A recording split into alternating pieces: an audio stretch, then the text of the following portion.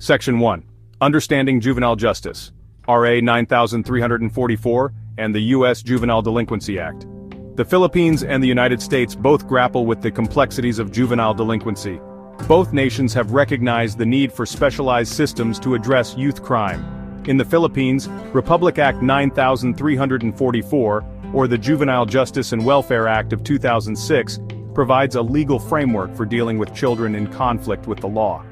The United States, with its long history of juvenile justice reform, relies on the Juvenile Delinquency and Prevention Act. This federal law, first enacted in 1974, provides guidance and funding for states to develop their own juvenile justice systems.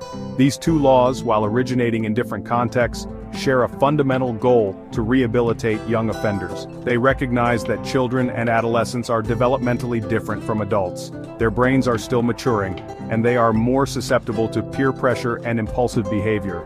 Therefore, simply punishing young offenders without addressing the underlying causes of their actions is unlikely to be effective in the long run.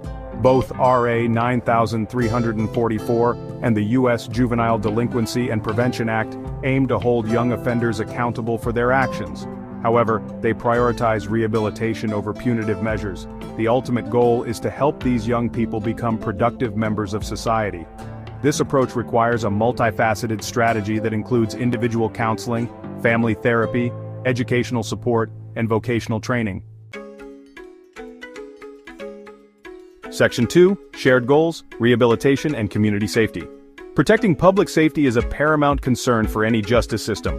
However, when it comes to juvenile offenders, both the Philippines and the United States recognize that true safety lies in preventing future crime.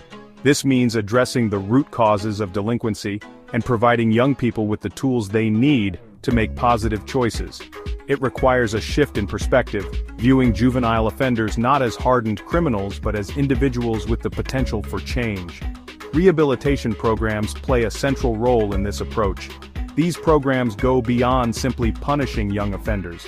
They aim to address the underlying issues that contribute to their delinquent behavior. This may include providing substance abuse treatment, mental health services, or anger management classes.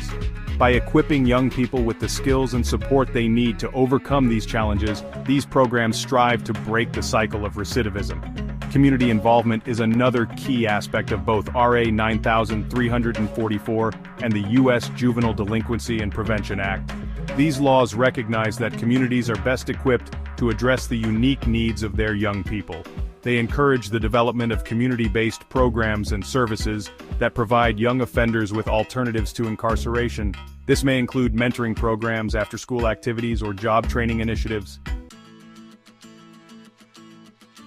Section 3. Bridging Borders, Similarities in Juvenile Justice Approaches. While the Philippines and the United States have distinct legal traditions, their approaches to juvenile justice share some striking similarities. Both countries emphasize diversion programs as a first response to juvenile offenses.